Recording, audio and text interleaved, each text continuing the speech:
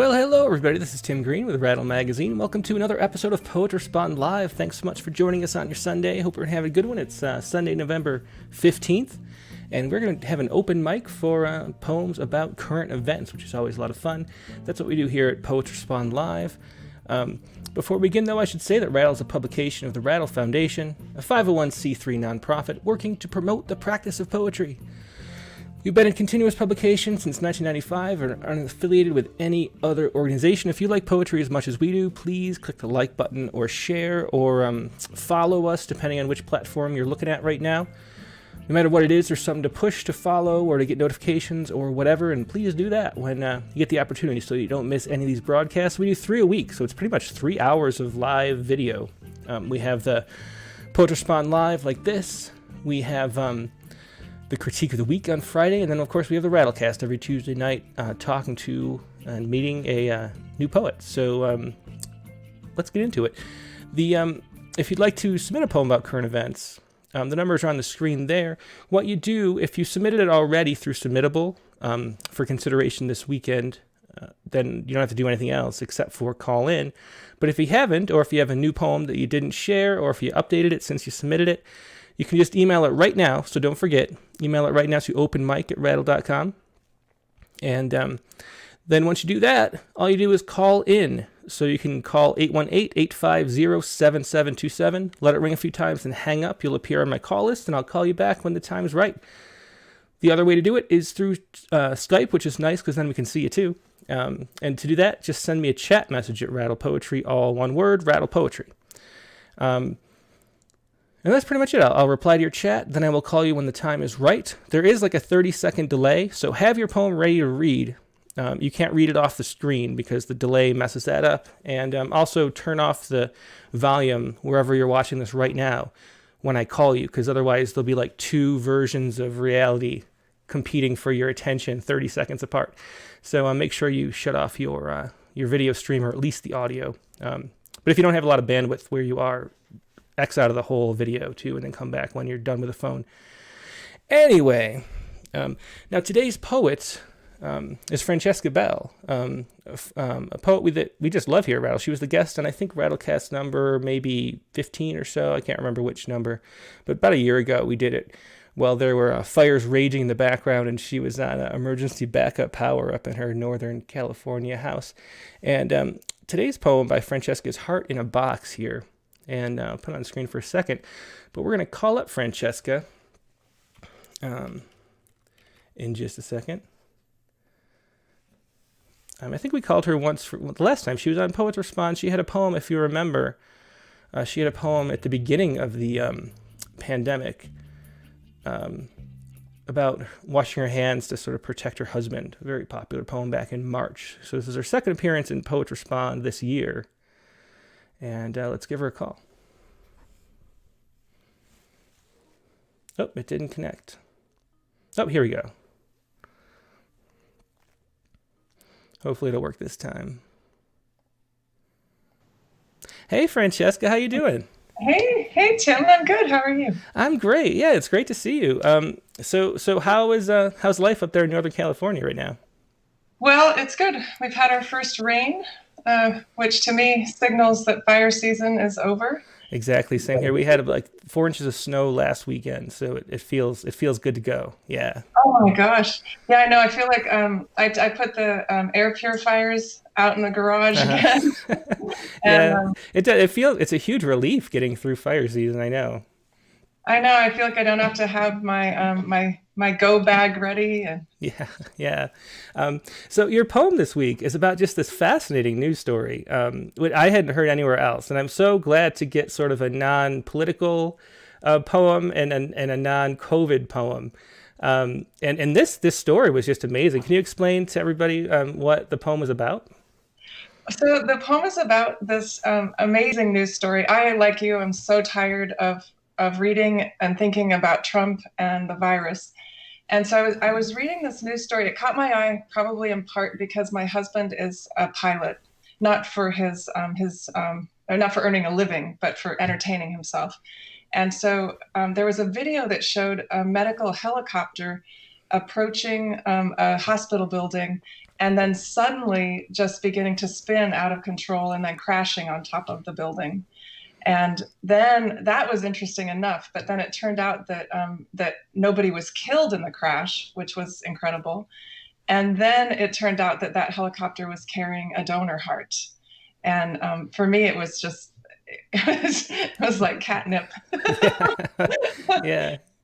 Yeah, so that was it. And I was asking my husband about it, and he said that he's pretty sure what happened to the helicopter is just a part broke on the helicopter. Really?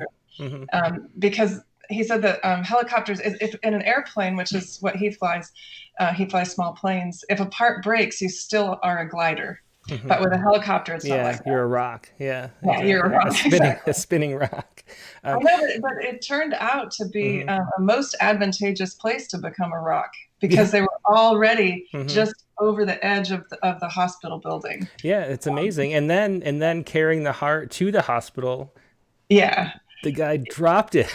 Then the guy got out of they got everyone out of the helicopter. They got the heart out, and then this poor man in scrubs picked up the box the heart was in, and then he tripped, and the heart went flying across the I think of it as the tarmac, but it was the helipad. And then I read too that they were still able to transplant that heart. Yeah, just amazing, and it's sort of a good, bad news turns into good news still, because everybody was safe and the heart still worked, and just amazing. I have the video here, which I think I'll play. You're not gonna be able to see it, but I'll play it for everybody at home so they can see what happened here. Then we can read the poem. Here, this was, and I'm just taking this from YouTube. I think it's okay if I share this little clip. So the helicopter, for those if you're just listening, there's the helicopter crashing. And this is at Keck Hospital at USC. Let me turn the audio on. And then they extract the people and then the heart, which is fine. And video courtesy of Fox 5, maybe I should say. And they're just carrying the heart, and then watch he trips. Oh no, carrying a heart. Oh man. But everything was fine in the end. Just amazing, an amazing story, and nice to have some good news that it all worked out in the end. But do you want to go ahead and read your poem now, Francesca? Sure. Can I just say one more thing? Yeah, go ahead. Yeah. That was so fascinating to me when I started researching the story. I was curious how they were transporting the heart, because I think of hearts as being carried in those little red coolers. And then when I did research about that, I wrote to you about this too, that it turns out that you can sever a heart from a body and put it in this contraption called heart in a box. And the box keeps the heart at the right temperature. It pumps, the heart is set to pumping. They give it an electrical charge, and then the heart pumps blood through itself while you transport it to the new person. Yeah, that's just amazing. Amazing what we can do. Yeah. I know, that blew my mind. Yeah, for sure. Okay, well, why don't you go ahead and read it? I'll put it on screen so everybody else can read along with you, but here it is. Okay. Heart in a box. It was captured, like so much else, on video. The helicopter's slow approach, how it seemed to sidle in the air toward the hospital roof where it meant to land. How the machine faltered and, faltering, began to spin, shedding debris, the way a person in moments of loss will sometimes shed hubris, before it surrendered, finally, to gravity and dropped to its side.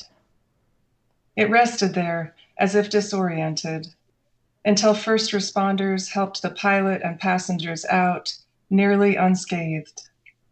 Then, with the jaws of life, the donor heart, trapped in the wreckage, was pried free, still beating in its box. As it used to beat beneath a chest's fertile field, before doctors made a furrow in the flesh and split an archway of bone to harvest it. As a woman's belly is sometimes sliced open and a whole new person hauled out. As someone's love can pull you from your life's dark cavity into the light. On screen, you can watch the man in scrubs scoop the box into his arms and dash across the helipad. Maybe it's his patient whose heart decays inside. Maybe he's thinking of his ex-lover's pulse, how it used to quicken beneath his touch. Maybe he trembles, remembering, as the severed heart dances against his chest. You can watch him cradle it before he trips, see his grip tighten just before he begins to fall, see the heart skitter away. Imagine the man's own heart as it plummeted, how it clenched its battered fist inside him, and then went on. Thanks so much. And that was Heart in a Box by Francesca Bell. And the other thing about this poem, too, is I just kept thinking about how the whole thing could be a big metaphor for this year, which is just such a crazy year, but maybe it'll all work out in the end. I don't know. Maybe. Like one awful thing happening after another, and then, but maybe it all works out and everybody's fine in the end. I don't know. We'll see. One thing I wanted to ask you about is why in a sort of a prose poem style? Why did you choose to write in that style? Because a few weeks ago we had a prose poem by Alexis Roan Fancher, and some people, every time there's a poem that's like prose sort of structured, people email me and say, "How is this a poem? This is really great, but how is it a poem?" And so just I wonder about that choice. Why write it that way? This is very embarrassing, but partly it's because I wrote it very shortly before I submitted it, and it was hard to. I started to work on line breaks, and that's a level that I didn't really get to. And that being said, I might keep it like this. I decided to have each section was one full sentence. Mm-hmm. And so I actually kind of like how it turned out. Yeah, I did too. I felt like also when you do it this way, it feels like more cinematic to me, because every sentence seems like a scene, like a different camera shot or whatever, like a take. And since you start out with a video, mentioning video, it sort of fits. It makes it all feel very cinematic as it sort of progresses through each sort of little shot or whatever you would call it. But I think it works really well. Well, thanks. Yeah, actually, I hadn't thought of it that way, but it did feel that way when I was writing it. Like that each of these sections was what I wanted the reader to be looking at as I went through. Yeah. So now you're giving me justification to leave. There you go. Well, I'm here to help whenever I can. Well, thanks so much, Francesca. Always great to talk to you, and thanks for sharing this poem. Okay, thanks so much for giving it a home. Yeah, my pleasure. Have a good rest of your day. Thanks, you too. Bye. Okay, yes, that was Francesca Bell with today's poem, Heart in a Box. And should we do, let's see, what time we got? 9:14. I had a older poem to share. I think we're just going to go right to the open mic, because we have a lot of new faces and a lot of people on the list. So let's just do that. Yeah, let's just go right to the open mic. And once again, just if you missed it earlier, the way to do it is to first email the poem. If you haven't yet, email it right now to openmic at rattle.com. That way we can show it on the screen as you read. If you submitted it through Submittable, you don't have to do that, because I can just look it up that way. And that reminds me, I should set this up to respond. Yeah, there we go. So that comes up quicker. So I can show it from Submittable if you submitted it this week. But if you didn't, email it to openmic at rattle.com. Then give me a call, 818-850-7727. Let it ring a couple times. Then hang up, and I will call you back when it's your turn. Or same thing, send me a chat message over Skype to rattlepoetry, all one word, and I will call you back when it's your turn. So that's how we do it. If you use Skype, that's a little bit preferred, because then we can see you too, but it's not necessary. Let's see. So let's go to those open lines. And the first poet we have in line, actually Roxanne, let's see.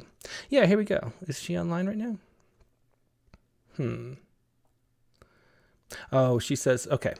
So that is someone in Australia saying she wishes she could, but it is 4 a.m. where she is. Or it will be 4 a.m. when this is live, so she can't quite make it. I wonder... Well, she doesn't say that I should read it for her.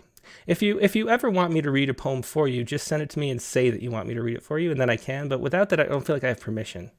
So let's go to Theresa Paulson.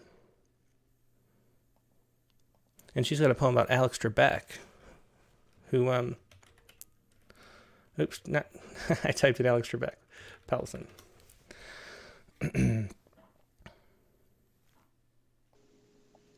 Hey, TR, how you doing today?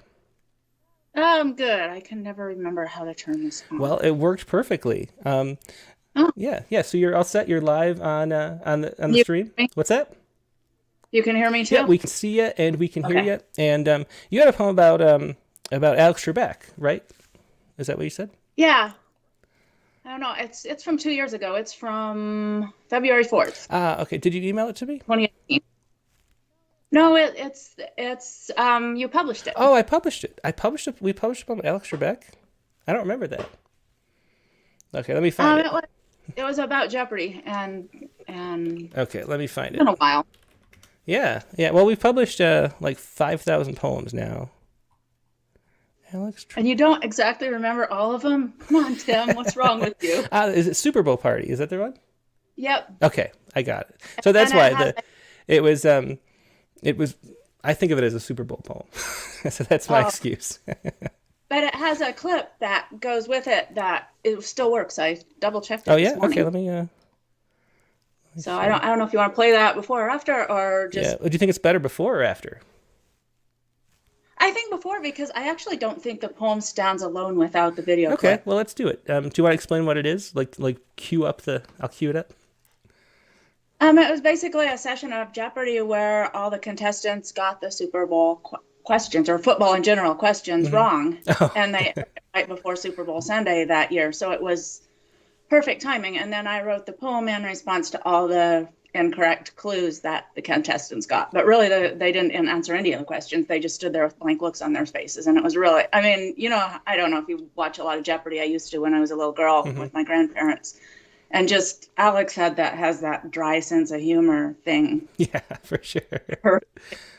He does. Yeah, the greatest host of all time, for sure. At his best. Yeah, okay, so I'll play this for everybody. And I assume this clip is courtesy of Jeopardy.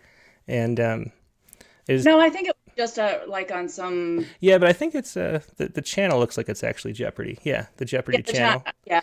And It could be, yeah. so I'm playing this, and it's definitely fair use because you're going to be talking about a poem about this clip. So here's a fair use clip from Jeopardy. Cool. Oops, hang on, I got to turn the volume up for everybody. Hopefully everybody can hear it. Let's see. This is as high as the volume goes, so hopefully it'll work.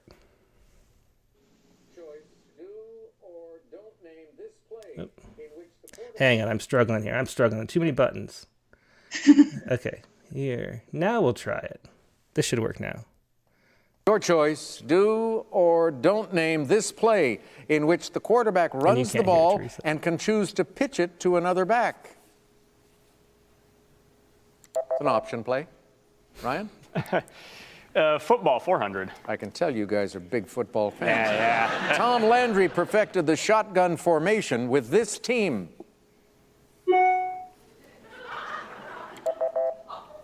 Dallas Cowboys. Do you think we should go to commercial? Ryan? Take it on to 600. Okay, by signaling for one of these, a returner can reel in a kick without fear of getting tackled. Fair catch. 2 clues left, Ryan. 800. These penalties are simultaneous violations by the offense and defense that cancel each other out. And they are called offsetting penalties. Let's look at the $1,000 clue just for the fun of it. Jimmy? As Minneapolis's U.S. Bank Stadium prepares to host Super Bowl 52, I'm looking at the Ring of Honor with names from this defensive line that took the Vikings to 4 Super Bowls. If you guys ring in and get this one, I will die.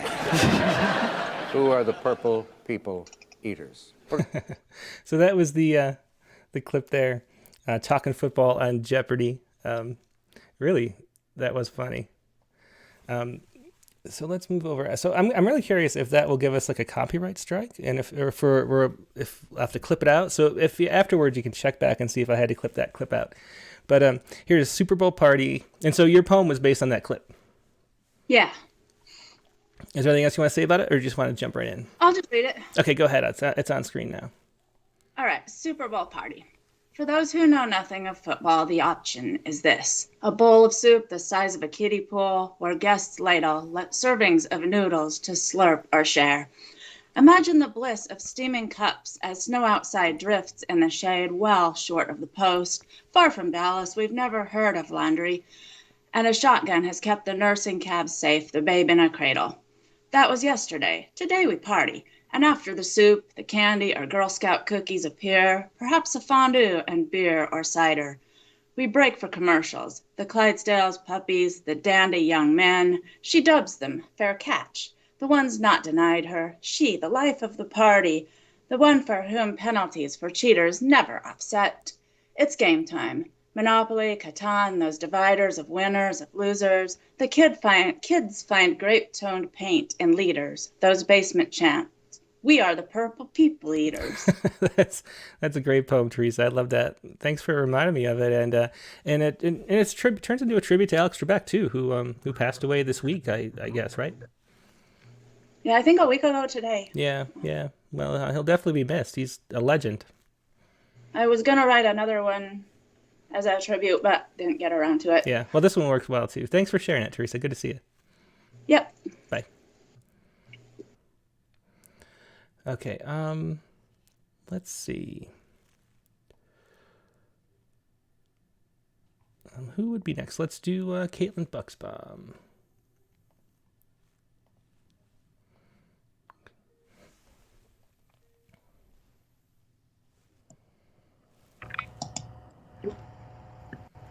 Hey. Okay. Hey, Caitlyn. How you doing today? Pretty good. Just, I was just about to go look something else up, and then you called. I was like, oh, okay. It's my turn. Your turn.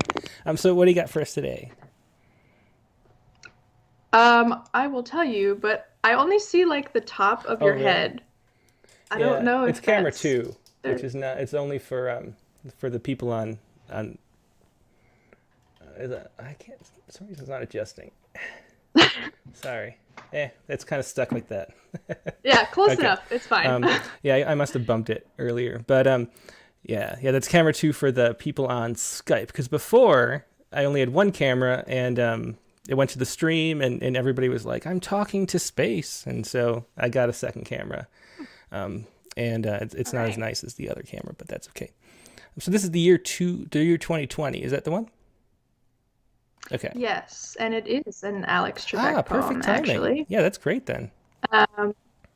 And this one, I had an idea for it. I said, oh, this is great. And I really like the structure. I don't know, given your discussion about what is a poem, with prose poems, I kind of had that sense with this. So if anybody has any feedback for this poem, feel free to put it in the chat. Yeah, go ahead. Contact me. All right, the year 2020. This China-originating disease reportedly killed more than 1.2 million people worldwide. What is COVID-19? Only 3 U.S. presidents, including the 45th, have had the dishonor of undergoing this legal process. What is impeachment?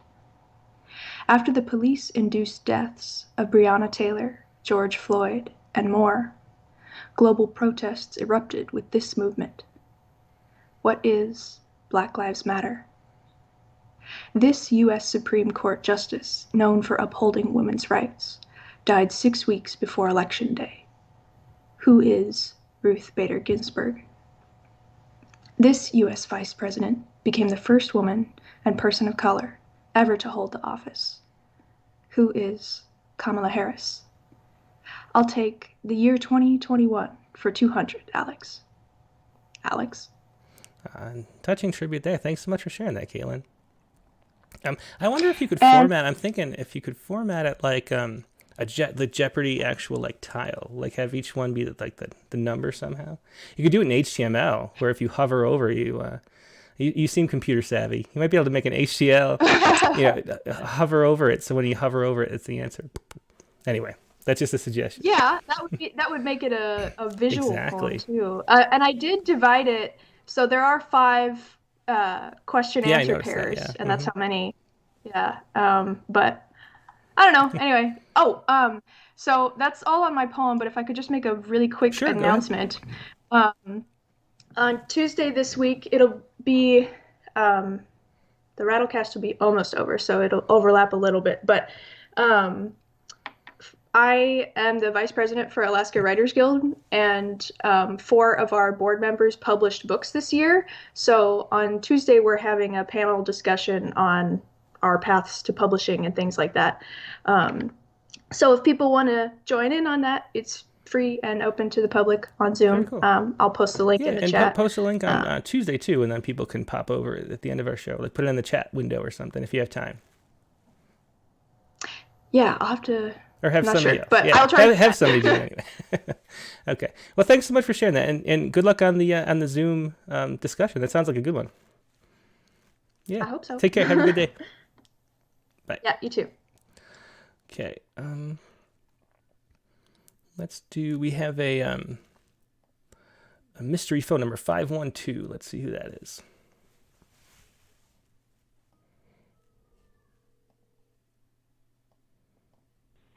This is Lisa.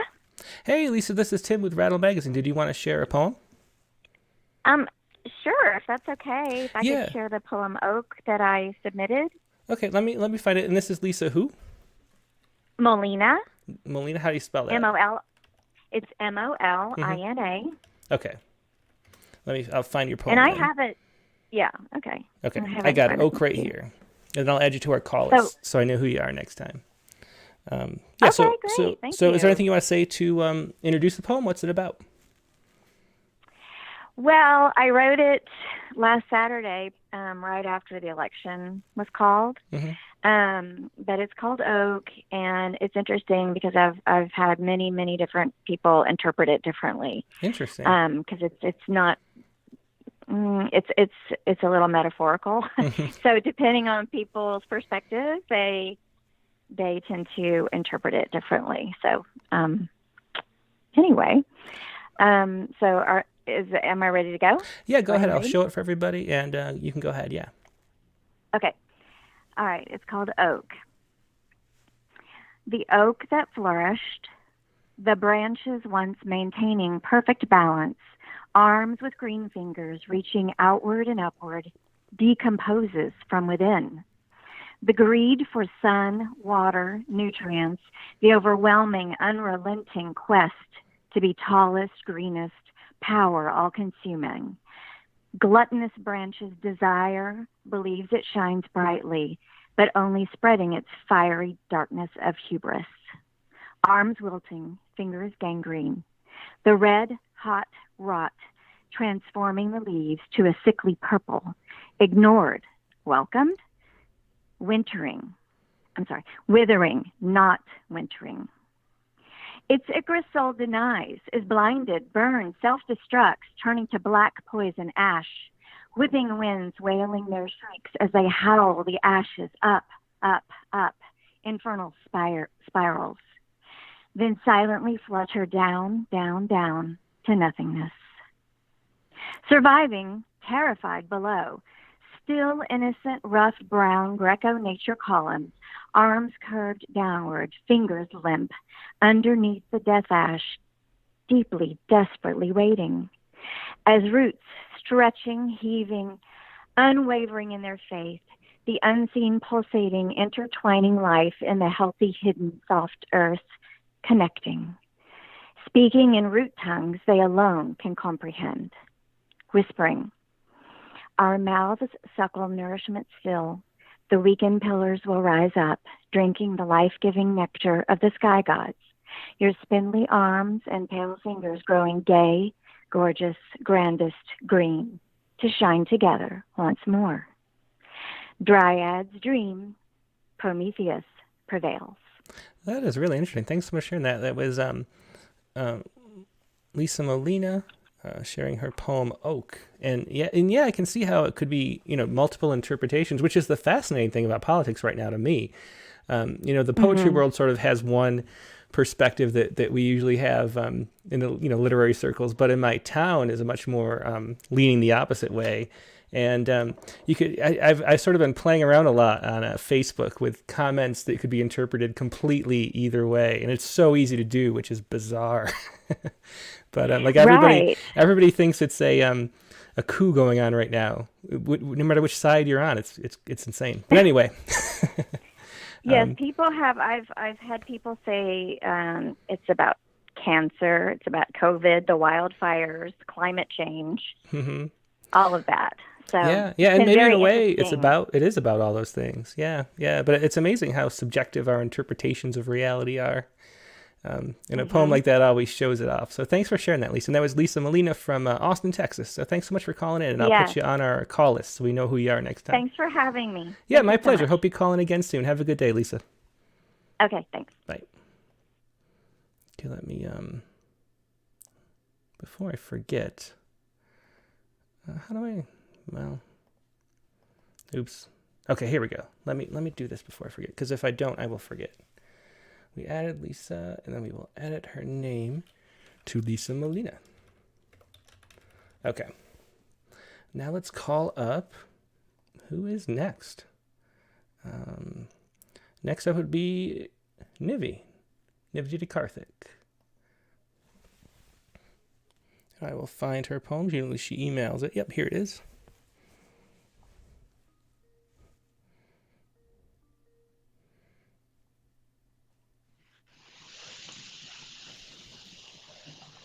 Hello. Hey, Nivea, how are you doing today? I'm good, Tim. Thank you. How are you doing? I'm great. Yeah, so what do you have for us today? There's a funny little news video. Are we going to show a third video? Should we play this video for everybody? If you want to, you can definitely. Okay, let me. Should I play it now? And then, why don't you introduce it? What's it a video of? Okay, so it's basically the story of a penguin. I don't know if you heard this, like the most famous penguin in the world. It was the Brigadier Sir Niels Olaf III. Oh, wow. So I just wanted to write something fun. Everybody writes about politics and COVID, death. It's usually depressing. So this time I was like, let's find a random absurd topic to write about that's something totally different, off the beaten track, and slightly fun.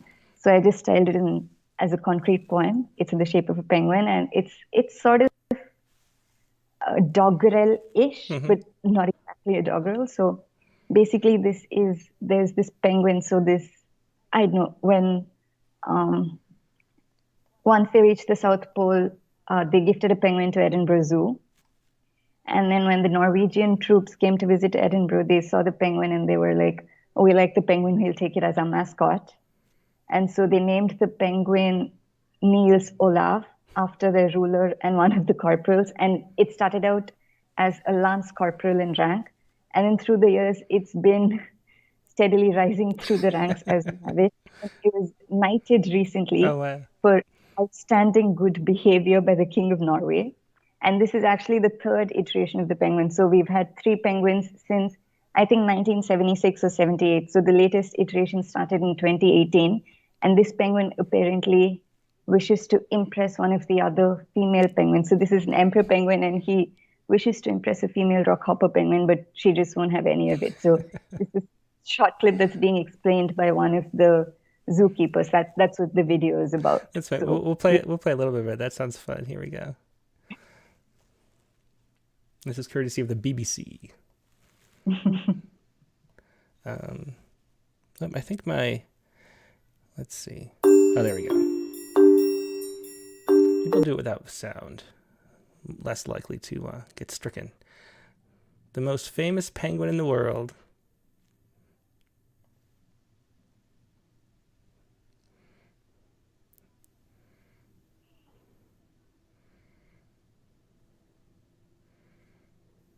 So she's talking about how they use him as an answer on quiz shows on television. Anyway, you got to see a picture of him. I think we'll end it there and just go to the poem now. Google this name, you get as many details about this penguin dude as you might ever want to know. And you can even see the ceremonies where he was knighted and everything. And it actually, like 50 or 100 of the army officers and everything also came for the knighting ceremony and everything. So it's supposedly a big deal. But I mean, to me, it was just sort of funny. Yeah, that like, is. Let's. It's a cool, fun poem. Here we go. I'll put it on screen and go ahead and read it. The Tale of a Penguin, Brigadier Sir Niels Olaf III. Perhaps the weirdest news story of all. Ever heard of a knighted penguin? Niels Olaf III is the coolest endotherm ever. Given the honor of a title in the army and, wait for it, a knighthood. Under the rainy grey Edinburgh sky, in vain he hopes to impress Mrs. Wolowitz, never once losing his good humor. That is great. Thanks so much for sharing that, Nivea. It's always And always a pleasure to see you, but that's fun the too. letter, What's that? Yeah, the letters spell out penguin too. Yeah. Yeah. Very cool. Yeah, a fun one. Thanks, Nivea. Good to see you. Seeing you too. Have a nice day. You too. Bye. Thanks. Okay. Let's go to. We have SM Ramos. We will try.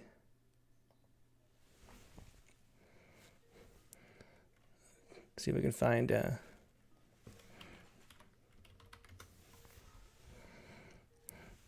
Now I just accepted SM Ramos's request here, so he might not be ready.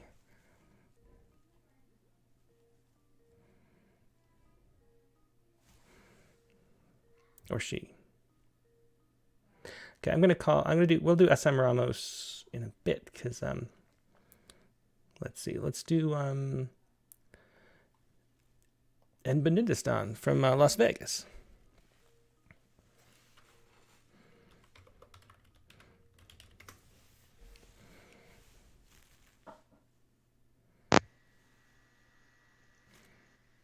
Hey Edmund, how you doing today? I'm good, Tim. Good morning. How are you? I'm great. Having a great day so far. And always good to see you. So you have another of the Hey poems, and Yes, as I think I have already done with the standardization of the Hidasang poetry, and I'm actually in the process of writing a manuscript on a journey towards the standardization of Hidasang poetry. So I hope I could. These are just all the collections of the Hidasang that I've done from the early stage wherein I just expressed myself like that, and then I thought about the meter and the rhyme scheme like that, and how to adapt the hip hop and the rap genre, because according to my friend who is a German ethnomusicologist, Dasang, which is actually the framework of Hidasang, is kind of a rap music, because of the cadence and the tone. And so I've done that, and that's the one that I'm reading to you. Hey, hey, hey, it's Vainglory. It's more kind of hip hop or rap. Oh, cool. I love this form. And so do you want to explain what it's about before you read it? Well, it's actually, I know you're tired of listening to political kind of thing, but because as I mentioned in my readings, that Dasang is actually a harangue. It's a hortatory discourse, and so they usually use it to litigate somebody or to scold somebody, exhort somebody like that. And so it's just, in fact, I thought of writing Hidasang when I had an encounter with the Secretary of the Presidential Assistance for National Minorities in the Philippines, Mr. Elizalde, the late Elizalde. And I was so mad, I cannot understand myself. I have, after meeting him in Manila, I was so mad, and I got anxiety. In fact, I got a kidney problem because of that. And so I was looking at some poetry form that I can express myself, and I cannot find any. And so that's the reason why I ended up writing a Hidasang poetry, just to express myself. Perfect. Well, let's hear it. I'll put it on screen for everybody to see. Okay, thank you. And where'd it go? There it is. Go ahead whenever you're ready. Okay. Hey, hey, hey, it's Vainglory. Hey, hey, hey, one term has shown of who you really are. Most of us have seen your sinister plans. Moves were scary as a runaway car, except for those diehards, Republicans, QAnons, and the non-Americans. Hey, hey, hey. Push to confirm an associate justice not rated after November the 3rd. The role you don't want to relinquish to Joseph Biden for votes he gathered, a record-breaking votes we ever heard. Hey, disregarding words from an old lady, and hey, hastening to fill her vacated seat, and hey, the secret plan for a Trump TV are hey, signs of undemocratic intent, but hey, most have seen your sinister point. Hey, hey, hey, smart as snake in the Garden of Eden, we're not all Eves to go for your apple. Slither to Putin, we trust Joe Biden. His plan is not like a mere doodle written on a tablet, not Twitter and droll.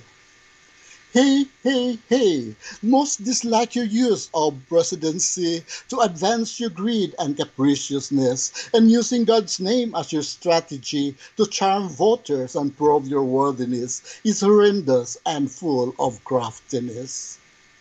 Hey, using God's name in pure emptiness that hey, your advanced desire for vainglory and hey, exploit the faith of the believers that hey, cause wide wall between God's ancestry and hey, you're divisive and full of vanity. Hey, God will smite you before your enemy. And so,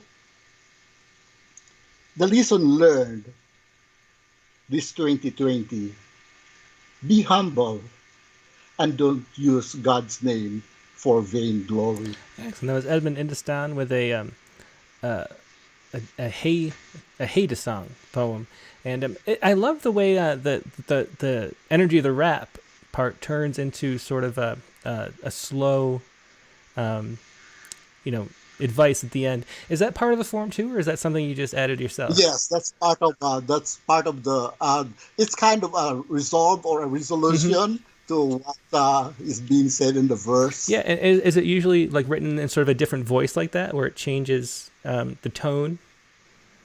Well, that's I was trying because in the dasang, the original dasang, it's really a sing-song kind of tone. But I'm not a village chieftain. Usually, it's the village chieftain who actually have that art form. So I'm just trying to be as close as to the sing-song. Well, I like that. I like the effect of that. Yeah, thanks for sharing that. I mean, always good to see you.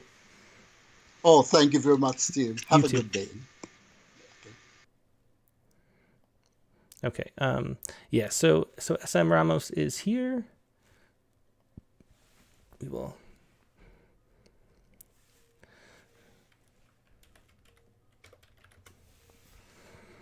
So the Skype is ringing now.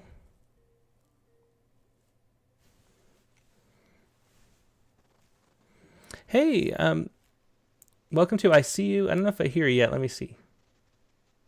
Can you hear me? I'm here. Oh, okay, good. I can hear you. Okay, yeah. Can you hear me? Yeah, we see you and hear you. So this Great. is, it says SM Ramos. Is this Silvia Ramos Cruz? It is. Ah, okay, good. Is. Okay. Yes, professionally I use my father's last name, Ramos, but when I started doing more creative work, I added my mother's last name, Cruz. So it's Ramos Cruz. Excellent. Yes. And where are you calling from? I'm calling from Albuquerque, New Mexico, where the weather is lovely, autumn weather. The leaves are ready to rake, but here I am. I'd rather be listening to poetry with you. Excellent. Me too. I have a lot of chores to do this afternoon, but we'll procrastinate as much as we can. So yes, let's. Yeah, so what was your poem about? My poem was about the election report day. I heard the news early in the morning around 10 o'clock, and I thought for sure somebody would be saying something or going outside, but there was nothing. I texted people and they didn't know of anything going on. So I asked my husband, how about if we go and have lunch on Central Avenue? Because if anything's going to happen, it'll be there. And as soon as we hit the intersection of Rio Grande Boulevard and Central Avenue, we saw this car parade, just cars going. You know, I think it was everybody's pent-up emotion. Mm-hmm. And of course, we're still in the COVID precaution time, so people couldn't be out without masks or dancing in the streets, really. But this was a way to celebrate. Yeah. So my poem is called An Election Report. Impromptu Car Caravan, Central Avenue, Albuquerque, New Mexico, November 7, 2020. Like prisoners who dug our way out of a dungeon, we pour into the street in energy-efficient cars, lowriders, gas guzzlers, bikes, skateboards, and feet. Girls in skinny tank tops, kids in raptor masks, maybe left over from the Halloween that was not, due to the pandemic, sprout in the sun, from windows, sunroofs, pickup truck beds, outdoor restaurants, and sidewalks. Americanos, young and old, cornucopia of color, nationality, gender identity, flick the V sign, honk their horns, howl, smile, wave, wear, reclaim the stars and stripes, proclaim on hand-painted signs, nutsuckers or losers. Excellent. Thanks so much for sharing that. A great record of the moment. Thanks for sharing that. Thank you very much. Yeah, my pleasure. I appreciate your having me here. Yeah. Hope you call in again soon. Bye. I will. Bye-bye. Yeah, so that was Silvia Ramos Cruz with On Election Day Report, or on Election Report Day, Impromptu Car Caravan. Let's go to Richard Westheimer.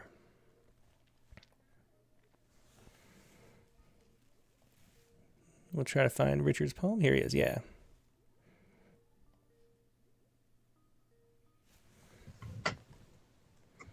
Hey, Richard, how you doing today? Good. Now I know what Caitlyn was talking about, seeing your Kilroy was Is it here. Still like that? I'm trying. It's kind of... It's not distracting. Your eyes are just wonderful. I think I fixed it. Okay. No, it's not. Why is it doing that? Yeah. Well. Oh, well. Oh, there we go.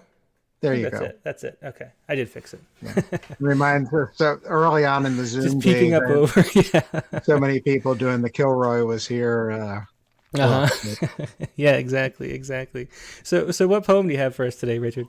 So I have a poem actually that I wrote almost 4 years ago that I brought back up after the election, just as a sort of reminder of who we are. Mm-hmm. I guess it's kind of didactic. It's not as my contemporary poems are, but it still speaks to how I think.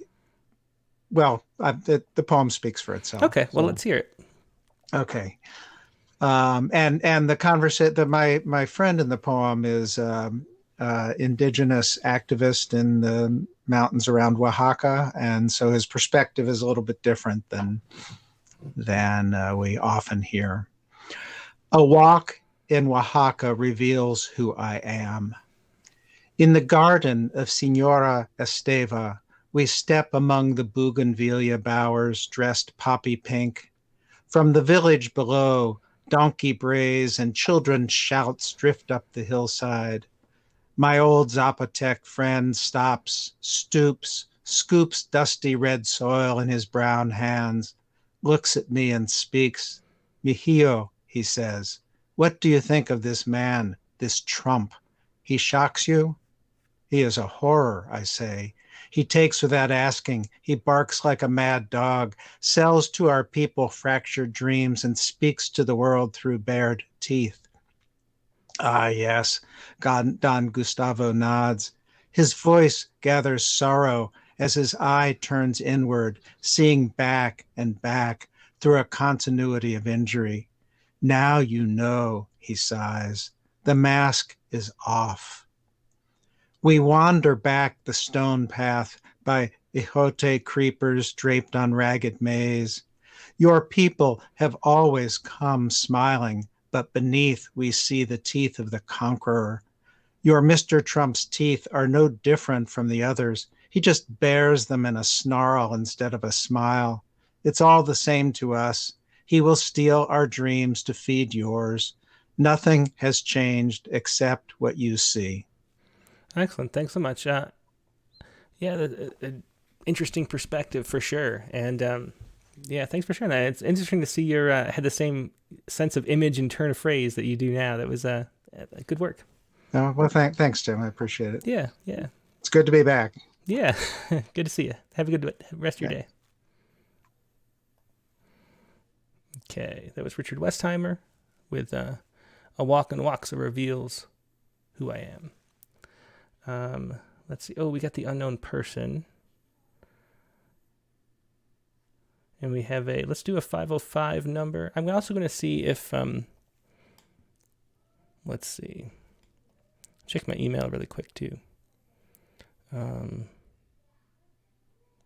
Make sure we're not missing anybody who asked me to read a poem for you, which I'm happy to do if you're watching and can't connect for some reason. I'm happy to read a poem for you if you want to email it to openmic@rattle.com, if there's time, of course.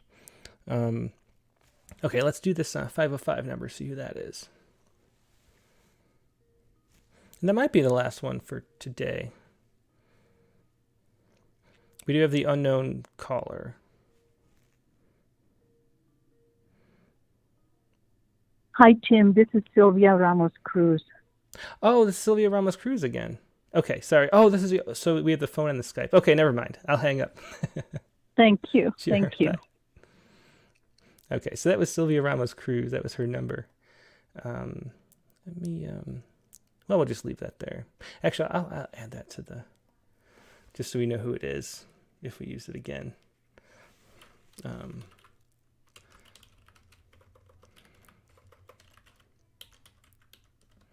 Okay.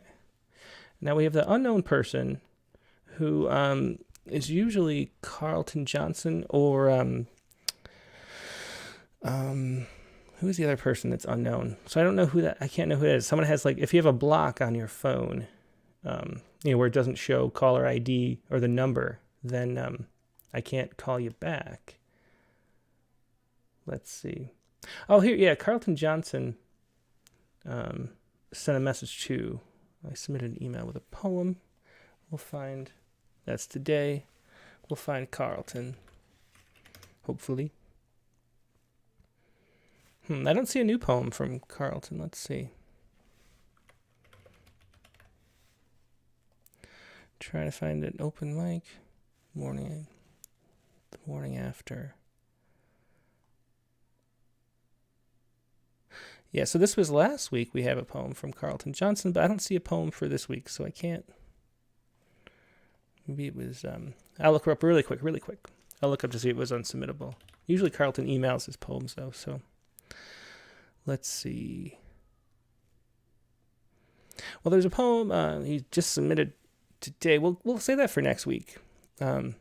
7,000 Years and Counting, because I haven't read it yet, so maybe we'll want to publish it. So maybe I won't read it. But I think that is it for the show. Let me make sure I'm not missing anybody. Would hate to miss anybody. Lisa, Molina, SM Ramos, just the unknown. If you're the unknown person, you can call right now, and I will just answer. But otherwise, we're good for time anyway. It's been almost an hour. Yeah, okay. So here is the haiku for today.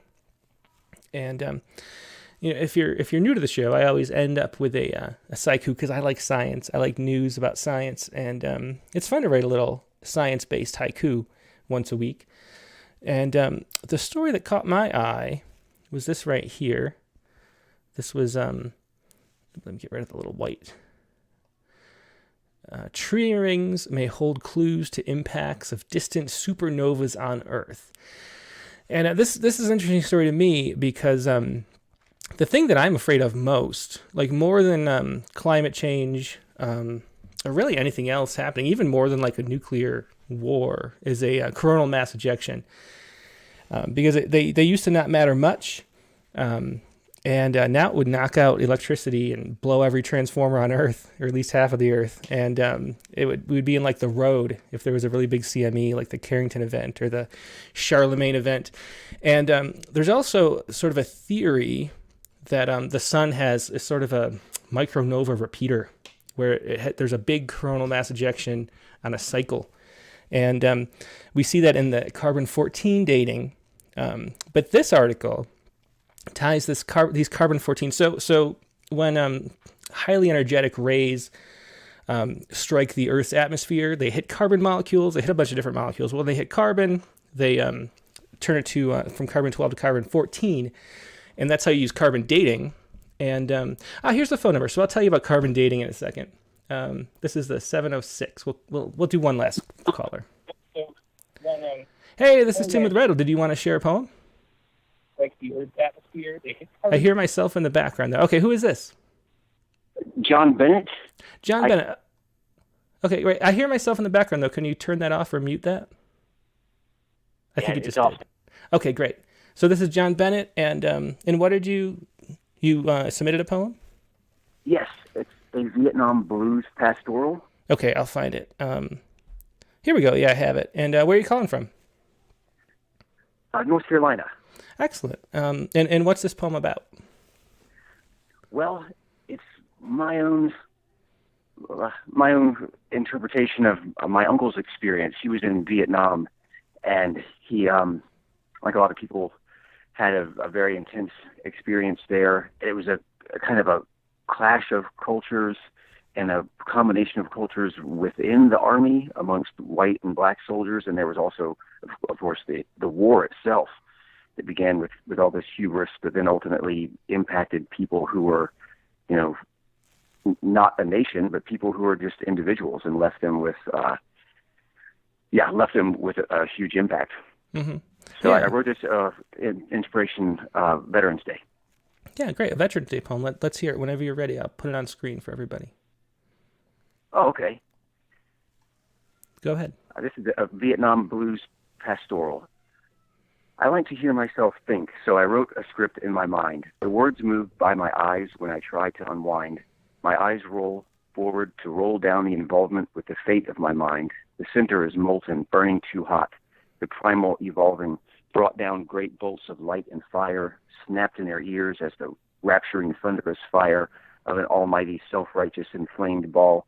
Judgment was coming. I ran him down, said, "I'm the fastest fucker in town." He flipped me around, put his finger in butter, popped it in my butt and said, "What's the matter? You a slow fucker. You jive-ass honky. You a motherfucking donkey honky." "You damn right. My jeans be tight," I replied. "Me fooled you all night," she shouted, to my surprise. "Who invited Victor Charlie Mamasan to this little dance? We were dancing in fire, without a chance. The sound of girls back home haunted us. The music was over. I would not see how it would feel if, in one of me, in my head, there were words to recall my vocation. I had a thought, grandiose and pure, that freedom means something more. The grasp up to heaven, the cry of the soul, the laugh of a gypsy, a mystic, a king.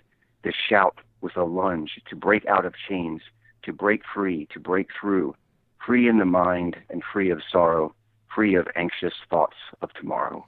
Interesting poem. That was John Bennett with a poem for Veterans Day, a Vietnam blues pastoral. Thanks so much for calling in and sharing that, John. Thank you for having me on. Yeah, have a good one. You too. Bye-bye. Bye. Okay.